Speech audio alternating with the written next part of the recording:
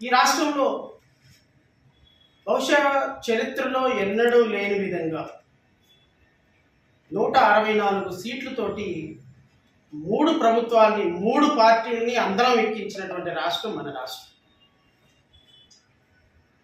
ఈ రాష్ట్రంలో ఇప్పటికిప్పుడు లెక్క వేస్తే 60 లక్షల మందికి పైగా నిరుద్యోగులు ఉద్యోగాల కోసం వెతికి చూస్తున్నారు. హైదరాబాద్ వెళ్తే ఆ అమీర్పేట నిండా, కోచింగ్ సెంటర్ల నిండా, ఏ సాఫ్ట్వేర్ కంపెనీకి వెళ్ళినా 5,000కి 10,000కి ఆఫీస్ బాయ్లుగా పనిచేసేటువంటి బీటెక్ స్టూడెంట్స్. ఈ రాష్ట్రంలో అభివృద్ధి లేక, ఈ రాష్ట్రంలో ఉపాధి లేక, ఈ రాష్ట్రంలో పరిశ్రమలు లేక, ఈ రాష్ట్రంలో పెట్టుబడులు లేక, ఈ రాష్ట్రంలో ఉన్నటువంటి యువత, నిరుద్యోగులు